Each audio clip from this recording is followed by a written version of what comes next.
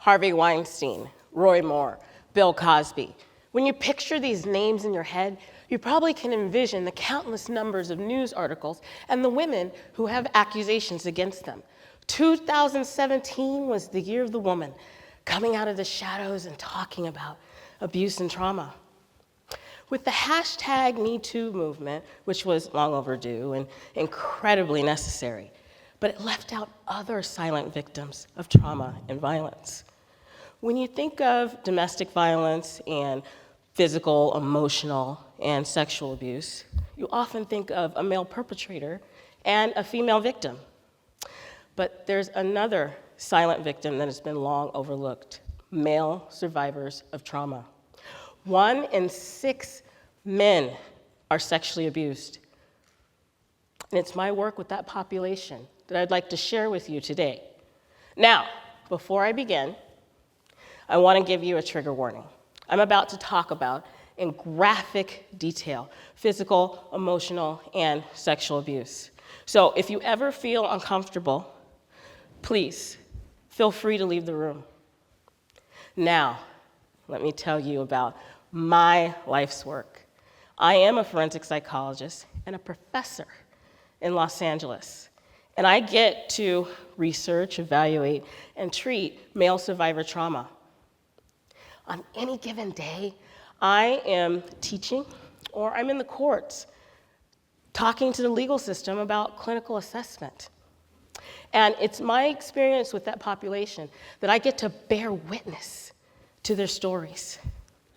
In 2017, the Bureau of Justice and Statistics stated that men have an equal chance as women to be the victim of violent crime.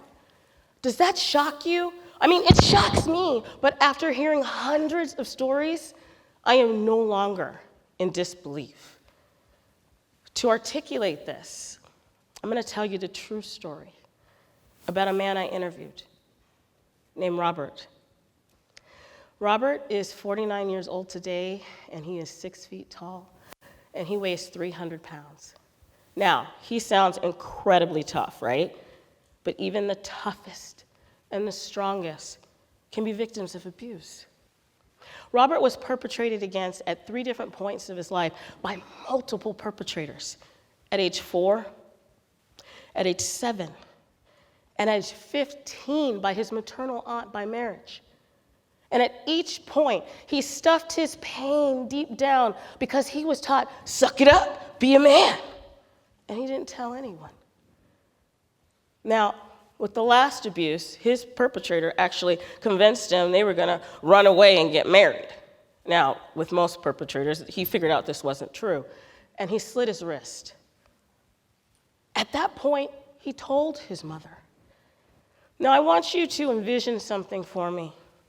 Your 15-year-old daughter comes to you and says that her uncle is touching her.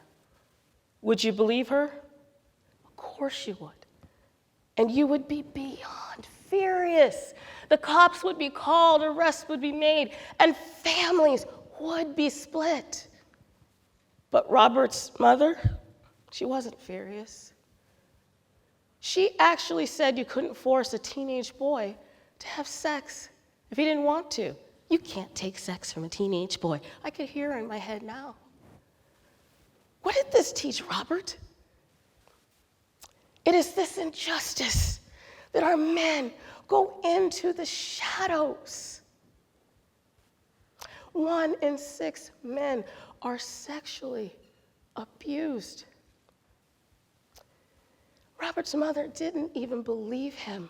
I wonder if it has anything to do with how we indoctrinate our children. Have you ever heard someone say to a little boy, don't hit little girls? By making this gender distinction in this way, we are teaching that women are weak and that they need to be protected. How come we don't say, don't hit anyone? Women are applauded as the heroines that they are. But men, they're ostracized, they're criticized, and they're thought of as weak. Robert's mother thought of him as powerful. Not the 15-year-old child that he was. She did not believe he could be abused. It's 1 in 6. Richard Gardner, a famous child abuse psychologist, said that society has a myth that men can be abused. Now, how is this a myth if I just told you about Robert? And he's not alone. The film, The Mask You Live In, talks about this cultural phenomenon where we make cultural gender norms and we ascribe gender and emotion, based on masculinity and femininity. But the thing is that men are ascribed these cultural gender norms, but they are told to be masculine. They have to be all of these things. They have to be the star athlete, the entrepreneur, the top executive. The problem is men cannot be all of these things. And when they are not measuring up to all of those things, they create this cultural blueprint of what is masculine and feminine that they cannot live up to, and they feel like they are a failure. And it affects their relationships with other people. To further talk about this, I'm going to tell you about a man who greatly impacted my career. I was once called into a prison to evaluate Marco. Now, I've changed his name and identity to protect him. But when I went into the prison, he was there for domestic violence. What struck me is that the day I walked in, the day before, he had slit his own throat from ear to ear. And he had no history of depression or violence before his offense. And I said, okay, something has to be going on here because it takes a lot of depression and self-loathing to slice your own throat. So I said, there has to be trauma. So I called him into my office, and I sat across from this incredibly gentle man whose wife actually visited every single week. And we had 2 rubber chairs and our concrete walls. And I said, what happened to you? And he looked at me, and his eyes got really wide, and he said, nothing, nothing. And then, after about 2 minutes, his eyes became downcast. And he said to me he was raped at age 5 by an uncle, and age 21 by a rival gang. Now, see, you have to understand something. Men or people who have been sexually assaulted, they have something called post-traumatic stress disorder, PTSD. Kind of like combat veterans when they come back from the war and they're triggered by loud noises, but they can be triggered by touch, sensation, and sound, sexual abuse survivors, right? Well, that day that he was arrested, he was in the shower with his wife, and she touched his butt, and all of a sudden, he was no longer there with her. All of his molestations materialized, and he was back with his perpetrators. And as he told me this story, he violently shook and he cried. And I said to him what I say to all of my male survivors who disclose to me. I say, that was not your fault. And thank you for telling me your story. You see, because a male survivor's story is guarded like a dragon, protecting their gold. And at my urging, I had Marco call his wife and tell her. And she said to him, why didn't you tell me? I love you. And he said, I didn't want you to think I was less than a man. Researchers O'Leary and Barber state that 44% of men wait more than 20 years to disclose sexual abuse. 20 years. And this is because we're not listening. This is this blueprint that we created for our men of this culture of silence. We have hashtag Me Too. What about hashtag Men Too? I once had the opportunity to hear a brilliant speaker at Lincoln University, Mr. Greg Holtmeyer, who's a survivor himself.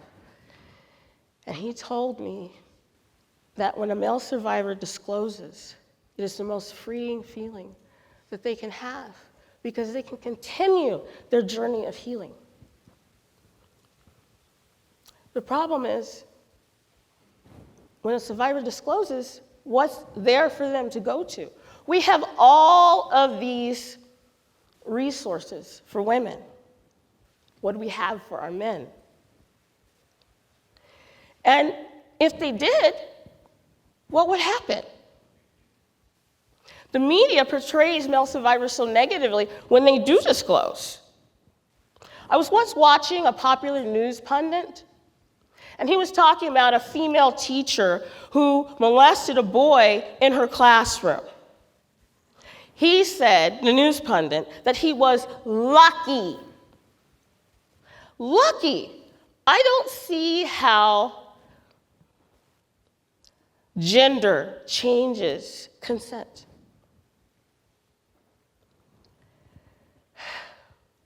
It is this atrocity of why I continue my work of working with male survivors. And to be proactive, I created a conference each year in Los Angeles. It's called Script. And every year we get together and we celebrate the resiliency of male survivors. And all of these people come from their own environments, and they take back all that information to their individual environments, and they implement it to stop this culture of silence. To date, we have trained over 800 people in male survivor trauma. And this year, 4 brave survivors came forward and told their stories, and they were surrounded with support, resources, and love so they could continue their journey of healing. The rest of the year, I teach and I evaluate offenders, and I realize something so very, very profound. Not many people are writing about or researching male survivor trauma. So, I wrote a book. It's called His History, Her Story, and it's about male survivor trauma and relationships. Now, you remember Robert? I interviewed him for my book. And he told me a story about when he went to Orange County with his wife because it was her birthday. And they took their little boy to the Children's Museum. Now, you have to understand something here. Robert hated Orange County. And when I say hated, he never even actually told anyone how much he really disdained it. And throughout the day, he got more and more agitated. And his wife's like, what is going on with you? But they continued their day. And at the end of the day, a car cut him off. Now, the normally calm Robert would just let this car pass, right? He didn't. He revved up the engine, and he almost crashed into the car. And his wife yelled, "Stop it!" And he said, "Don't tell me what to do." With such resentment and disdain, his wife began to cry. And she was silent the rest of the way home because she was terrified. She was terrified for herself, she was terrified for her son, but she was terrified that her son may see his father arrested. Later on, she reflected on this day. And she realized that that day was not about her at all, because Robert began to share more of his story. It was about Orange County itself. Because see, Robert grew up incredibly poor, and Orange County is this incredibly privileged area. And he used to dream of a day of privilege because his mom was a single mom, which left him without a lack of supervision, right? But this lack of oversight is when he was molested. So that day in the car, all of his molestations materialized from being in Orange County. And his wife saying, "Stop it," he realized how powerless he was over his own abuse. And his wife realized something else, that her husband had so much pain because he had to go silent and in the shadows. And see, I should know this pain because I'm Robert's wife. And he's here today supporting me. If I could dream of a day when people like my wonderful husband were not abused, I would. But until then, let's listen. Let's stop tying emotion to gender.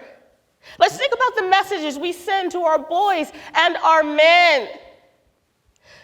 Let's look at our cultural norming. My mission started with love. Love for my husband and love for all the survivors that I have had the pleasure to work with in my career. I have a little boy who's here today with a full range of emotions in his little bitty pocket that he can express anytime he wants to because his ideas on gender are not set.